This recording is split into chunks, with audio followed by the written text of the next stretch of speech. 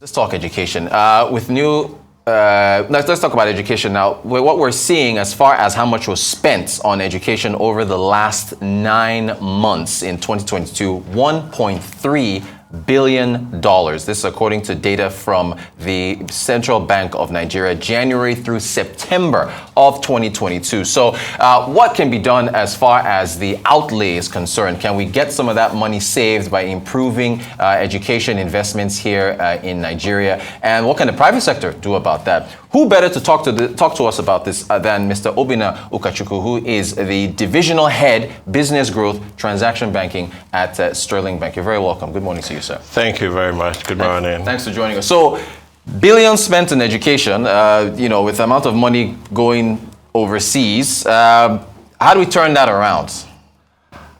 It's a very complex question, I'll say, because what's driving that spend is not just education. Yeah. So people are trying to look for better livelihood. So they believe if we go abroad to study, we'll get a job and we'll be able to care for our families. So it's not necessarily the quality of education, which it's another argument. It could be better.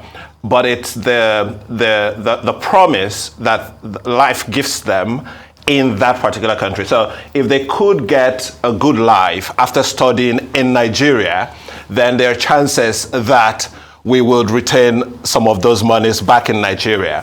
But generally, I don't generally think it's a bad idea. If you think about, I think it's the Indians today, top corporations are headed by Indians, and it was as a result of some of this kind of migration. So it could be a positive thing, but where we are today, because of the underfunding of education in Nigeria, I think on the balance of play, it's negative. Yeah. Okay, so if an investor is coming into Nigeria and is looking at the education sector and want to put some money in there, what do they need to see in order for them to be enthused about where their money is going?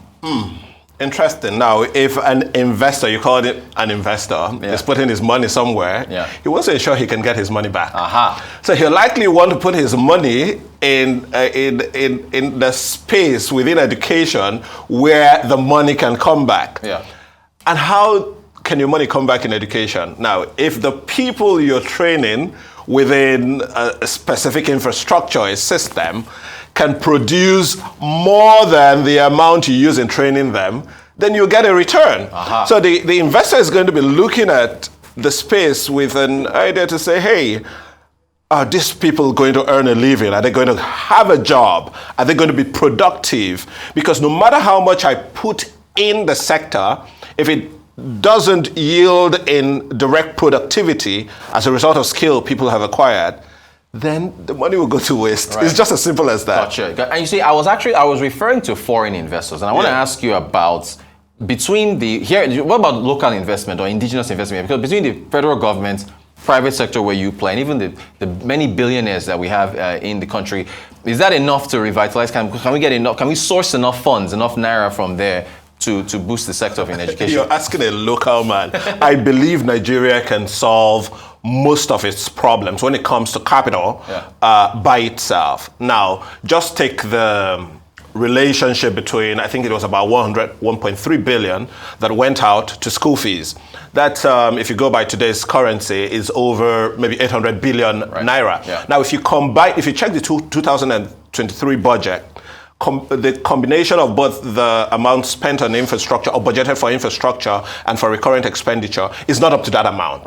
That's for the university. So you can see just a little part of society, a small percentage, 0.01 percentage, is already spending the amount the entire federal government spends on tertiary education. It tells you that locally we can fund our education. We just need to ensure that the business of education makes sense, and that's productivity at the end. So whatever the foreign investor is going to be looking at, that's what the local investor will actually look at. As of today, if that formula works, local monies will flow in, local monies will fund our education system. That's very positive. Okay, so to add to that, tell us what you're doing, what Sterling is doing to try to get the sector juiced up. So I was very emphatic with my previous answer because we've we've tried to model something. Okay. I remember when we were going into student loan schemes, initially in risk management, everybody's like, student loans in Nigeria, is it going to work? Is it not going to work?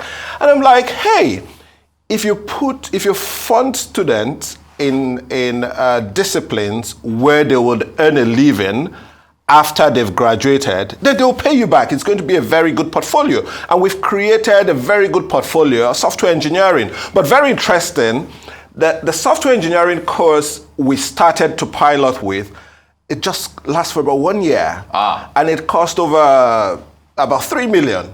Now, but... Naira? Naira, okay, in Naira. Okay. Just imagine, for 1 year. Right. But we're sure that these people will get a job after they graduate. Right. And the portfolio is performing because they get jobs after they graduate. So before we even went into the funding, we said, okay, we think that Nigeria can do with 100,000 software engineers. Even if Nigeria doesn't consume them, the globe will consume them. Right. And we also went to play we started playing in the other side of the market where we work with partners to employ these people. So you see, it's the value chain. The value chain, yeah. Now, if there is no output for that input, the portfolio goes bad. And that's the same model that you've got to take into the full tertiary education space. What are the disciplines that will produce value in our country today? And we've got to invest there. That's basically you see, we could spend the next 3 hours talking about this, because this is very interesting. What you've done is to backstop the investment by looking at a sector that is producing jobs. Correct. Okay, but that's software engineering. There's all sorts of disciplines out there. So this is where, I'm sorry to put you on the spot now. Tell me. The federal government has, you mentioned student loans. Oh, interesting. I'm sorry. So the government has an act out, the president has signed it, they're talking about guarantees.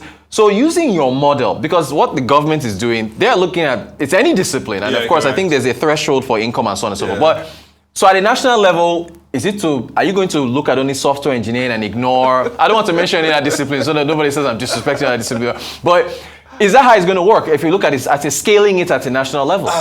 Interesting. First, I'd like to say that I'm actually commending the government for looking this direction. Yeah. So the direction they're looking is commendable, but it's just a start. There are a lot of things that need to be thought around, tweaked around that particular proposition. But yes, you cannot take a loan to fund someone studying Egyptology. Right. We do not need Egyptology today in Nigeria. Listen, see, you've got to find a way to back up our education with the direct needs in the society. I'll give a pure play example. Which state can I use now? Maybe, let's say Anambra State. Right. They're dealing with erosions, and you have the schools in Anambra State studying environmental sciences. Now, you should be, if the government wants to deal with that kind of erosion issues, they should be able to partner with the university to say, we want you to solve this. Right. It means you would produce more environmental scientists that are working towards things like this, whether it's waste management and stuff like that. And you see, that value chain is going to create money. You can actually, I think the government should backtrack. You need to go down to the base levels. We have base things, agriculture, we're solving for sanitation. There is no state in this country today that has pipe-borne water running everywhere. Gotcha. Water engineering, civil engineering. So if you put your monies, if the government says, I'm going to attract investment in this place, I want to build power, I want to solve for waste management, I want to solve for this, then they've got to relate that back to the education system to say, we need to produce professionals that will be solving for this and be working in this sector. Now, you can do both at the same time. So when you fund professionals in this space, you already know, hey, we're creating this out. Yeah. And gradually, we would start evolving. We are not at the spot where we're going to be solving for going to space. No, that's not where we are in Nigeria. And that's hierarchy. We're in food, sanitation, safety, and that's what we should be studying. Gotcha. I personally don't think that education loans should apply to every course. You're a journalist. Speaking the truth. Yeah, but that's the truth. We want honest conversation here. Right. I don't know whether you studied sociology, but how many sociologists do we need in Nigeria? Right. If we need just 100 and you're producing 3,000, you can't put monies behind that. Gotcha. It's not possible. I studied economics, so thankfully that's how I got this job. so if I got the loan, I'll be paying the loan back with my Arise TV job now in economics. So look, I got to ask you about this, and thank you for breaking this down. What about the public schools? Are they going to be left? Is what you're doing private school? Is it for private schools or is it in general? Where do public schools fall under everything we've talked about today? So the public schools are really left behind. Because they don't have a lot of freedom to do things that are sort of progressive. Right. I'll give a little example. Even the private schools are in that particular bucket. They don't have that freedom. But if they follow this particular principle of productivity, of training people to do something in society, then it doesn't matter whether it's public school or private school. Our funds will go there. Now we're expanding those disciplines. Today, we're working behind the scenes to expand those disciplines. Very soon, you would hear that profitable student loan portfolios are being built in health sciences, built in other sectors. But it's got to flow in this way. I'll give you an example. I talked about this somewhere, and I said at every point in time, we have about 20,000 PhDs, researchers in Nigeria doing something. And PhD research, you're researching something to solve something, right? What are they solving for? Okay, good question. What are they solving for? Right. If they're solving for something, then value will flow. Right. And if value flows, then I will put in my money. I wouldn't even wait for the government. I'm looking for where to invest, for crying out loud. Right. That's the truth. So it's about value creation. They need to be focused. Correct. ASU floated an idea of a 10% education tax a while back. We did a special report on the student loans, right, leading up to the election last year. And they didn't put a proposal behind this, but it was just something the head of ASU talked about when we were speaking to him. What do you make of higher taxes to fund public schools? I don't believe funding is not the problem. Yeah. Okay. Money always finds its way to where value is. Yeah. If I told you 10 years ago that people will bring money, billions of naira, of dollars, to support a Nigerian startup from America, from wherever, would you believe? No. Right. But the startup ecosystem has increasingly shown value and it has attracted capital. Yeah. The problem I have with ASU's proposal most times is that it doesn't come with corresponding responsibility. Gotcha. Like I told you about the PhD researchers. Right. What are the lecturers actually solving for? Right. Education is not theory. Come on, especially if it's theory in developed countries, it's not theory in underdeveloped countries. We have real problems. Right. And if you're solving the problems, money will come. I don't believe in those in the 10% taxation because you're laying the cart before the horse. Right. That's not the problem. The problem is that value is not being created. Yeah. That's just it. Gotcha. Real quick, I'm running out of time. Wish we could extend this conversation. Broadband penetration in Nigeria as of January, I think 48% or so. The infrastructure around internet and so on, around education, what's your view on getting that scaled up to improve things? I actually believe that we need to build infrastructure, definitely. We need to build infrastructure, whether broadband or whether physical infrastructure to take care of, to provide education to people. Yeah. I'll tell you why, and we always go back to basics. If you look at the population of Nigeria between 17 years and 23 years, you'll be going north of 30 million. Yeah. And if you look at the capacity of our tertiary institutions today to accommodate people, it's about 3 million people. Wow. So what happens to the other 27 million? Gotcha. Can you see that you definitely need to now begin to rethink the model, and if you're rethinking the model, there's nothing that helps